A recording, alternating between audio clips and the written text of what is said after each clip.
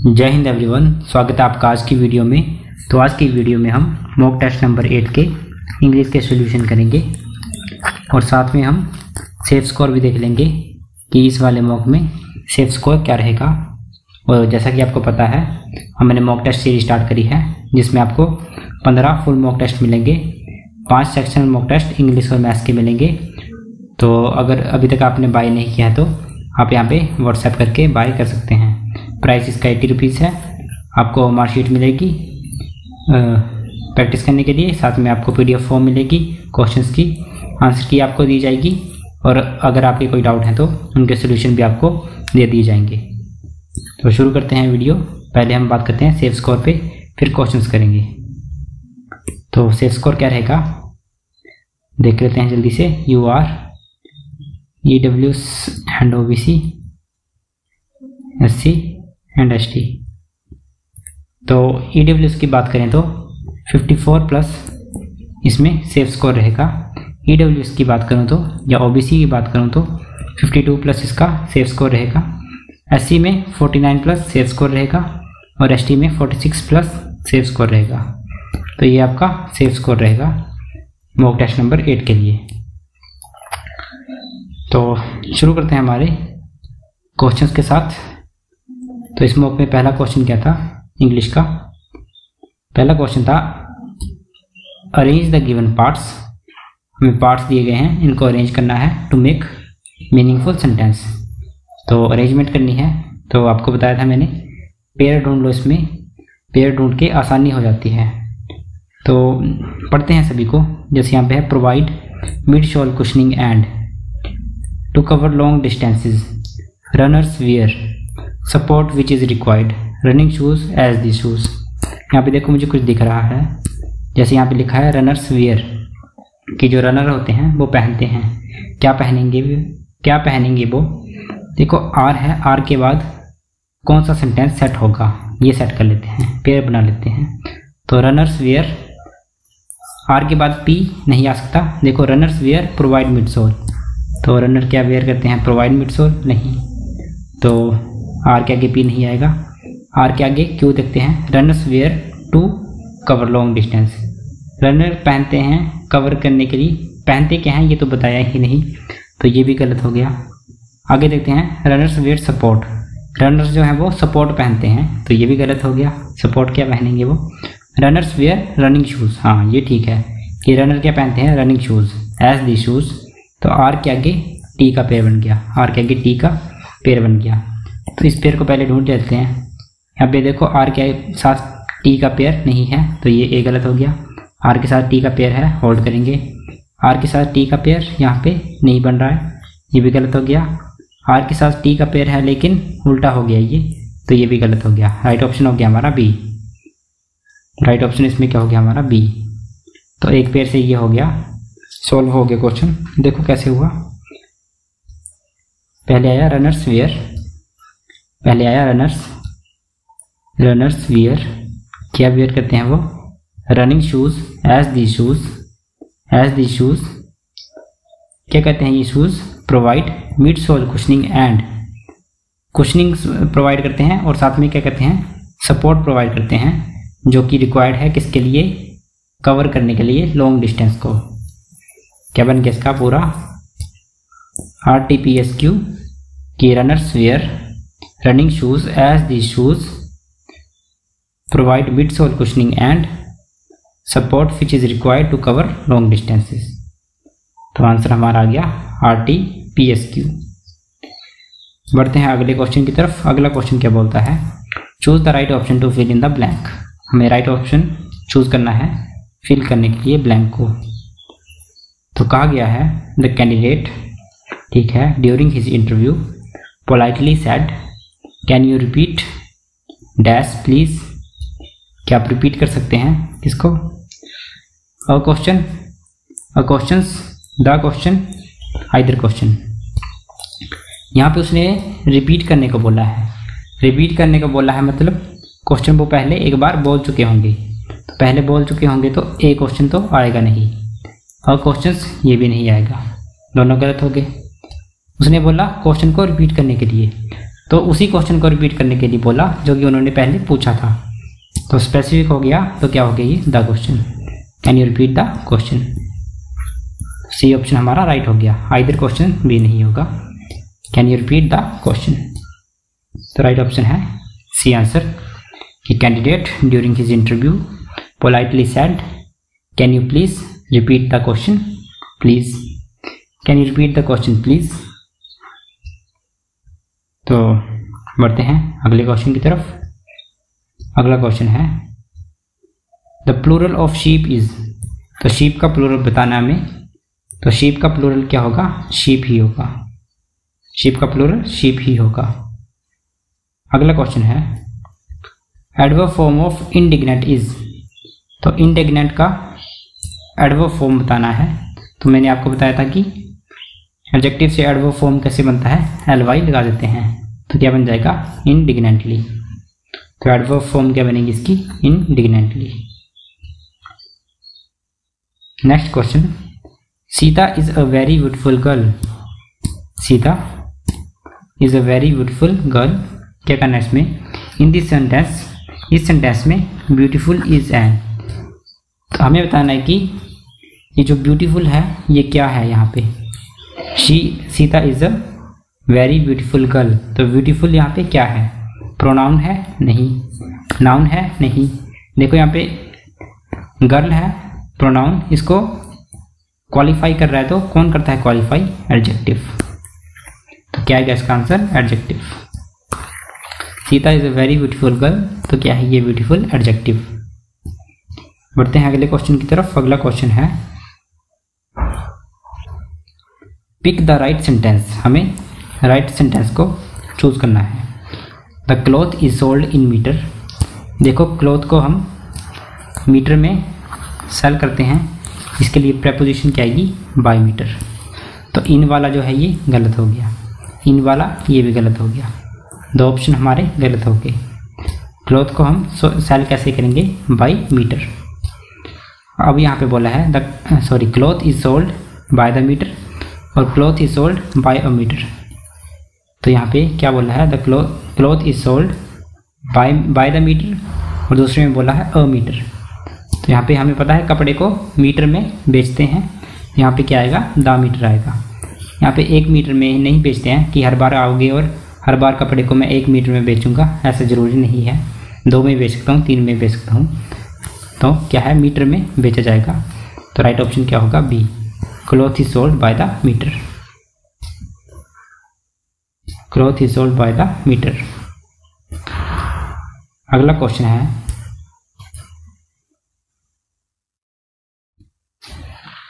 Choose the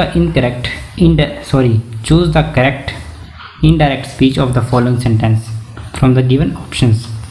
options में से हमें इनडायरेक्ट स्पीच को चूज करना है इसकी। He said they are in the class, he said they are in the class. तो यहाँ पे प्रेजेंट इंडेफिनिट है तो इसका बन जाएगा पास्ट इंडेफिनिट में, तो क्या बनेगा, देखो यहाँ पे पास्ट में बनेगा, यहाँ पे देखो प्रेजेंट है तो ये तो होगा नहीं, पास्ट इंडेफिनिट में बनेगा, देखो ये क्या है, परफेक्ट में है तो ये भी नहीं होगा, हमें क्या चाहिए, पास्ट इंडेफिनिट में, हमें चाहिए पास्ट इंडेफिनिट में। यहाँ पे देखो ये प्रेजेंट में है, ये भी नहीं होगा, 3 ऑप्शन कट गए, राइट ऑप्शन बचा हमारा A, he said that they were in the class, he said that they were in the class. क्या है यहाँ पे, ये है प्रेजेंट इंडेफिनिट, इसकी स्पीच बदलेंगे तो पास्ट में जाता है, तो क्या बनेगा, पास्ट इंडेफिनिट। हमें सिर्फ पास्ट इंडेफिनिट ढूंढना है यहाँ पे पास्ट इंडेफिनिट में है, इसको होल्ड रखेंगे। दूसरा वाला देखा हमने प्रेजेंट में है, इसको काट दिया, लास्ट वाला भी प्रेजेंट में है, इसको भी काट दिया, ये पास्ट में है लेकिन परफेक्ट में है तो ये भी कट गया, ये 3 ऑप्शन कट गए, राइट ऑप्शन बचा हमारा ए ऑप्शन जो कि है ही said that they were in the class. बढ़ते हैं अगले क्वेश्चन की तरफ। अगला क्वेश्चन है दिस जर्नल, ये जर्नल जो है ट्वाइस अ मंथ, यहाँ पे क्या करना है, choose the correct tense of the verb का करेक्ट टेंस चूज करना है इसमें, कि जर्नल जो है वो अपीयर करती है 2 बार एक मंथ में जर्नल 2 बार अपीयर करती है, तो क्या होगा ये रूटीन एक्शन है कि एक मंथ में 2 बार आएगी ही आएगी। तो रूटीन एक्शन के लिए कौन सा टेंस आता है, इसमें टेंस आता है present indefinite. Present indefinite routine action के लिए प्रेजेंट इंडेफिनिट आएगा। तो यहाँ पे प्रेजेंट इंडेफिनिट ढूंढ लेते हैं हम। इज अपेयरिंग कॉन्टिन्यूस में आ गया, हैड अपेयर्ड परफेक्ट में आ गया, अपेयर्ड पास्ट में चला गया, अपीयर्स जो है वो प्रेजेंट इंडेफिनिट में है। तो this journal appears twice a month, ये जर्नल जो है वो मंथ में 2 बार आती है। 59 क्वेश्चन है, choose the correct option from the underline part of the sentence. जो अंडरलाइन पार्ट है उससे हमें करेक्ट ऑप्शन को चूज करना है। बोला गया है let he and I do the work today. Let he and I do the work today. तो लेट के बाद क्या आएगा, ऑब्जेक्टिव केस आएगा। लेट के बाद ऑब्जेक्टिव केस आएगा तो ही का यहाँ पे क्या बनेगा, हिम। ही का ऑब्जेक्टिव केस क्या होगा हिम। ही का ऑब्जेक्टिव केस क्या होगा, हिम। और आई का ऑब्जेक्टिव केस क्या होगा, me. Him and me. Let him and me do the work today. Let him and me do the work today. बढ़ते हैं अगले क्वेश्चन की तरफ। अगला क्वेश्चन है, यहाँ पे क्या बोला है, choose the correct sentence from the following. जो ये दिए गए हैं इनमें से हमें करेक्ट सेंटेंस को चूज करना है। Neither I nor my cousins is coming to the party. Neither me nor my cousins, neither me nor my cousins is coming to the party. ठीक है, हम यहाँ से करेक्ट सेंटेंस को चूज करना है। यहाँ पे देखो नाइदर आई नोर माई, यहाँ पे सब्जेक्टिव केस में होना चाहिए था, लेकिन यहाँ पे क्या है, जो बी वाला ऑप्शन है इसमें क्या है, नाइदर मी। यहाँ पे सब्जेक्टिव होना चाहिए लेकिन यहाँ पे ऑब्जेक्टिव केस में दे दिया है, तो बी ऑप्शन गलत हो गया। बी ऑप्शन जो है वो गलत हो गया। यहाँ पे सी ऑप्शन में भी वैसा करा है, यहाँ पे सब्जेक्टिव केस आना था लेकिन यहाँ पे ऑब्जेक्टिव केस आ गया है, तो ये भी गलत हो गया। मी जो है वो ऑब्जेक्टिव केस है, तो ये 2 ऑप्शन गलत हो गए। अब ए और डी ऑप्शन बचे। Neither I nor my cousin is coming to the party. Neither I nor my cousins are coming to the party. अब हमें वर्ब देखनी है, तो यहाँ पे क्या है, यहाँ पे है जो नाइदर नोर आता है, तो जो नियर सब्जेक्ट होता है उसके हिसाब से वर्ब आती है। तो नाइदर जैसे आई नोर यू, तो यू के हिसाब से आगे वर्ब आएगी, जैसे are. Neither I nor you are, तो वर्ब जो है वो दूसरे सब्जेक्ट के हिसाब से आएगी। तो यहाँ पे क्या होगा, वर्ब जो है वो दूसरे सब्जेक्ट के हिसाब से आएगी। तो यहाँ पे दूसरा सब्जेक्ट क्या है, कज़न्स हैं। तो कज़न्स हैं प्लूरल है, तो यहाँ पे प्लूरल वर्ब आनी थी लेकिन यहाँ पे सिंगुलर आई, तो ये भी गलत हो गया। यहाँ पे देखो प्लूरल है और प्लूरल वर्ब आई, तो ये राइट हो गया। तो डी ऑप्शन जो है वो ठीक है। तो यहाँ पे डी ऑप्शन जो है वो राइट ऑप्शन है। बढ़ते हैं अगले क्वेश्चन की तरफ। अगला क्वेश्चन है,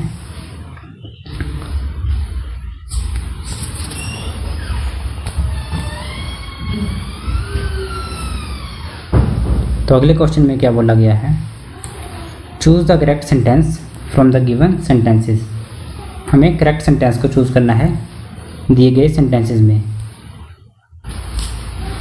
तो पहला सेंटेंस क्या दिया गया है, beside it's famous cakes the bakery also makes delicious breads and cookies. यहाँ पे देखो बिसाइड का मतलब होता है साथ में, और बिसाइड्स होता है के अलावा। यहाँ पे जो बताया गया है कि जो बेकरी है उसके फेमस केक्स के अलावा जो बेकरी है डिलीशियस ब्रेड भी बनाती है और कुकी भी बनाती है। तो यहाँ पे कौन सा मीनिंग आएगा, के अलावा। तो यहाँ पे क्या आना चाहिए, बिसाइड की जगह बिसाइड्स आना चाहिए। तो पहला ऑप्शन जो है वो गलत हो गया, ये इनकरेक्ट सेंटेंस है। अगला सेंटेंस देखते हैं। आगे बोला है she is a nervous flyer, ठीक है, but once the plane got over the clouds she started to relax. यहाँ पे देखो जब प्लेन जो है वो क्लाउड्स के ऊपर जाता है तो वो क्या है, रिलैक्स हो जाती है। यहाँ पे प्रपोजिशन जो है यहाँ पे गलत है, यहाँ पे ओवर नहीं, यहाँ पे क्या आएगा, अबव आएगा, कि जब प्लेन क्लाउड्स के ऊपर जाता है। देखो ओवर जो होता है वो क्या कवरिंग सेंस देता है, लेकिन जो प्लेन है वो क्लाउड्स के ऊपर जाएगा तो वो सारे क्लाउड्स को थोड़ी कवर करेगा, वो सिर्फ क्लाउड्स के ऊपर है, तो यहाँ पे क्या आएगा, above. Plane got above the clouds she started to relax. तो यहाँ पे दूसरा ऑप्शन जो है वो भी गलत हो गया, तो 2 हमारे गलत हो गए। अगला है यू वॉन्ट फाइंड, ठीक है, so much contention between college football fans anywhere else, कि you won't find so much contention होता है argument, heated argument, between college football fans. देखो यहाँ पे कॉलेज फुटबॉल फैंस की बात है, बिटवीन कहाँ आता है, जहाँ पे 2 लोगों की बात होती है, 2 लोगों में चॉइस होती है, 2 लोगों की बात होती है, वहाँ पे बिटवीन आता है। लेकिन यहाँ पे ज़्यादा की बात है, फुटबॉल फैंस की बात है, 2 से ज़्यादा की बात है, यहाँ पे बिटवीन नहीं, यहाँ पे अमंग आएगा, तो ये भी गलत हो गया। तो तीनों ऑप्शन जो हमारे गलत हो गए। करेक्ट सेंटेंस चूज करना था, करेक्ट सेंटेंस इनमें से कोई भी नहीं है, तो ऑप्शन डी राइट हो जाएगा, नन। तो नन जो है ऑप्शन डी राइट ऑप्शन हो गया। तो उम्मीद है आपको ये वाला क्वेश्चन समझ आया होगा। बढ़ते हैं अगले क्वेश्चन की तरफ। अगले क्वेश्चन में क्या कहा गया है, इसमें बोला है choose the correct active transformation of the given sentence. हमें करेक्ट एक्टिव वॉइस को ढूंढना है, ये चूज करना है। क्या बोला है, the skyscraper was engulfed in the fire. The skyscraper was engulfed in the fire. तो ये पास्ट में है, was engulfed in the fire, तो इसका एक्टिव क्या बनेगा, एक्टिव इसमें बनेगा पास्ट इंडेफिनिट में, पास्ट इंडेफिनिट में इसका एक्टिव बनेगा। तो क्या बन जाएगा इसका, द फायर वो वागी इंगल्फ्ड, ये आ गया हमारा पास्ट इंडेफिनिट में, और उसके बाद क्या बचा हमारा, द स्काई स्क्रैपर। तो क्या बन गया, the fire engulfed the skyscraper. तो राइट ऑप्शन कौन सा हो जाएगा, A option, the fire engulfed the skyscraper. तो बढ़ते हैं अगले क्वेश्चन की तरफ। अगला क्वेश्चन है चूज द करेक्ट प्रपोजिशन। हमें करेक्ट प्रपोजिशन को चूज करना है। My younger sister was born dash the eve of Diwali. तो यहाँ पे करेक्ट प्रपोजिशन क्या होगी, on the eve of Diwali, कि my sister was born on the eve of Diwali. बढ़ते हैं अगले क्वेश्चन की तरफ। अगला क्वेश्चन है identify the part of speech of the underlined word in the given sentence. तो हमें पार्ट ऑफ स्पीच बताना है सेंटेंस में जो अंडरलाइन करे गए वर्ड हैं। हु किल्ड बाहुबली, यहाँ पे देखो क्वेश्चन मार्क आ गया, हु किल्ड बाहुबली, और क्वेश्चन वर्ड पे हमारा अंडरलाइन है, तो ये कौन सा हो गया, ये हुआ इंटेरोगेटिव। इंटेरोगेटिव क्या है, ये प्रोनाउन, इंटेरोगेटिव प्रोनाउन है इस सेंटेंस में। हु जो है यहाँ पे इंटेरोगेटिव प्रोनाउन है, तो पहला जो है रिलेटिव, ये गलत हो गया। इंटेरोगेटिव है, होल्ड करते हैं। डेमोन्स्ट्रेटिव, ये भी गलत हो गया, 2 ऑप्शन गलत हो गए। आगे बढ़ते हैं। तो आगे हमने पढ़ा कटप्पा, हाँ, जिसने कि who killed Baahubali was his guardian. तो कटप्पा जो है जिसने बाहुबली को मारा वो उसका गार्जियन था। कटप्पा जिसने, तो यहाँ पे ये हु क्या आया, हु क्या कर रहा है, रिलेट कर रहा है, तो ये क्या बना, रिलेटिव प्रोनाउन। रिलेटिव प्रोनाउन, तो यहाँ पे हु क्या बना, रिलेटिव प्रोनाउन। तो दूसरा ऑप्शन हमें रिलेटिव प्रोनाउन मिलना चाहिए। तो बी ऑप्शन में देखेंगे इंटेरोगेटिव तो है, पर आगे क्या है, रिफ्लेक्सिव है, ये रिफ्लेक्सिव नहीं है, तो बी ऑप्शन भी कट गया। रिलेटिव हाँ है, तो ऑप्शन डी जो है वो राइट ऑप्शन हो गया। ऑप्शन डी जो है वो राइट ऑप्शन है। आगे बढ़ते हैं। Improve the underline part of the sentence if there is any improvement. अगर कोई इम्प्रूवमेंट है तो हमें इम्प्रूव करना है। Mayank was working over time for the last 2 weeks, कि 2 वीक से पिछले 2 हफ्ते से मयंक जो है वो ओवर टाइम कर रहा है। कि Mayank was working over time for the last 2 weeks. यहाँ पे देखो 2 हफ्ते से, फॉर द लास्ट 2 वीक्स, 2 हफ्ते से है तो यहाँ पे क्या आएगा, परफेक्ट कॉन्टिन्यूस।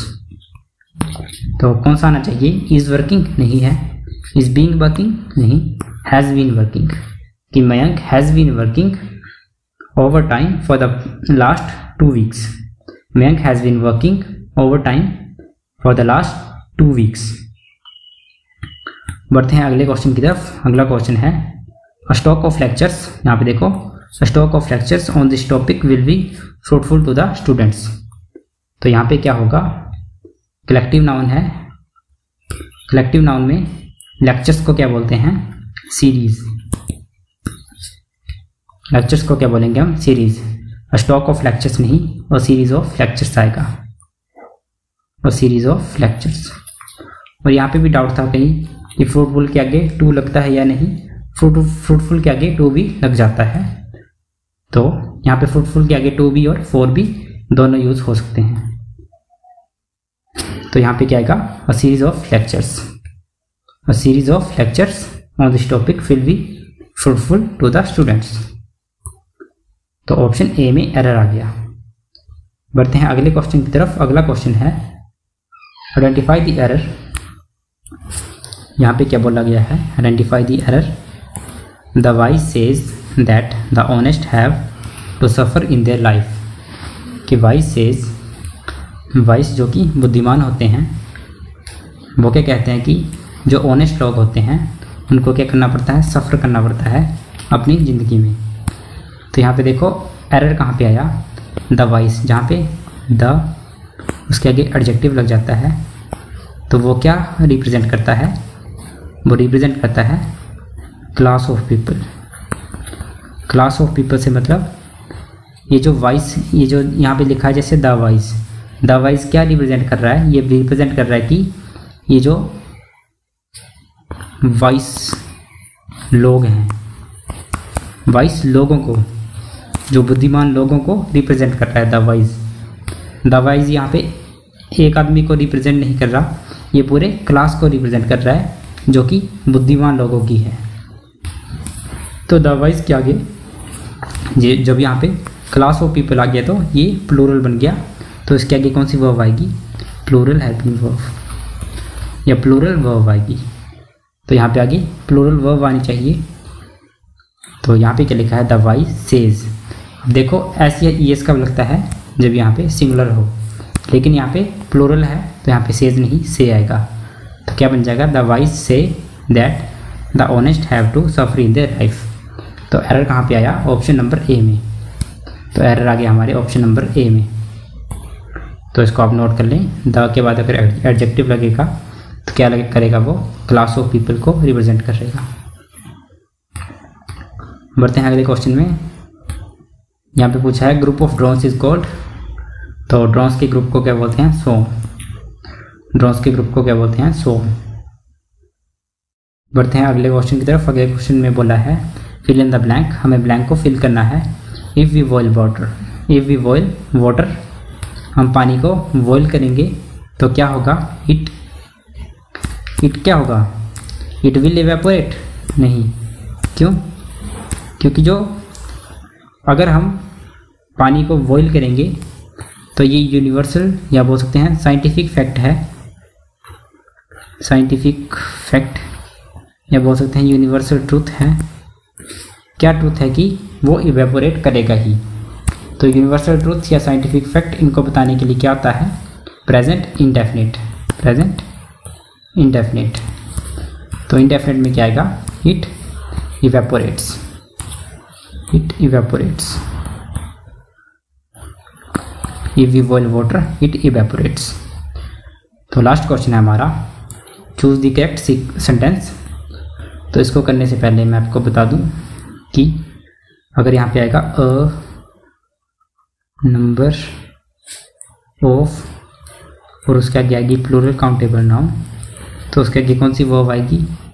और अगर the number of plural countable noun तो उसके आगे क्या आएगा। और अगर यहाँ पे बोला हो द अमाउंट या क्वांटिटी ऑफ अनकाउंटेबल नाउन तो उसके बाद क्या आएगा। यहाँ पे देखो a number of plural countable noun, इसके बाद क्या आएगा, इसके बाद आता है हमेशा प्लूरल हेल्पिंग वर्ब या प्लूरल वर्ब। और अगर आएगी द नंबर ऑफ, अगर बोले हम the number of plural countable noun तो उसके बाद क्या आता है सिंगुलर हेल्पिंग वर्ब, तो यहाँ पे क्या आएगी सिंगुलर आएगी। और अगर अ में होगा तो वहाँ पे प्लूरल आएगी। और अगर अनकाउंटेबल नाउन में बोला है तो वहाँ पे हमेशा सिंगुलर वर्ब आती है, अनकाउंटेबल में हमेशा सिंगुलर हेल्पिंग वर्ब आती है। और अगर अ होगा तो वहाँ पे प्लूरल आएगी और द होगा वहाँ पे सिंगुलर आएगी। A number of plural countable noun उसके बाद आएगा प्लूरल हेल्पिंग वर्ब, और the number of plural countable noun उसके बाद आएगा सिंगुलर हेल्पिंग वर्ब। तो यहाँ पे क्या बोला गया है, a number of books, a number के बाद क्या आएगा प्लूरल, यहाँ पे सिंगुलर है, ये गलत हो गया। The number of books is published, हाँ द नंबर के बाद सिंगुलर आएगा तो ये ठीक है। A number of students are absent, a number के बाद प्लूरल आएगा, ये भी ठीक है। The number of students are, the number के बाद प्लूरल काउंटेबल नाउन तो उसके बाद क्या आएगा इज आएगा, तो ये आर भी गलत हो गया। तो राइट ऑप्शन क्या बचा हमारा 2 और 3। तो 2 और 3 कौन से में है, ये है डी, इसमें है 2 और 3, तो ओनली 2 और 3 हमारी करेक्ट सेंटेंस रहे। तो ये थे मॉक टेस्ट नंबर 8 के सॉल्यूशन। और फिर से बता दूं मैं कि हमने मॉक टेस्ट सीरीज जो है वो लॉन्च करी है, जिसमें 15 फुल मॉक टेस्ट मिलेंगे, 5 सेक्शन मिलेंगे मैथ्स के और इंग्लिश के। प्राइस आपका रहेगा 80 रुपीज़। आपको क्या मिलेगा, PDF फॉर्म मिलेगी और मार्कशीट मिलेगी प्रैक्टिस करने के लिए, आंसर की दी जाएगी। और अगर आपके कोई डाउट है तो उनके सॉल्यूशन भी आपको दे दिए जाएंगे। तो अगर अभी तक आपने बाय नहीं किया तो यहाँ पे व्हाट्सएप करके आप बाय कर सकते हैं। तो वीडियो को लाइक और शेयर कर दें एंड चैनल को सब्सक्राइब कर दें, और मिलते हैं नेक्स्ट वीडियो में। तब तक के लिए शुक्रिया।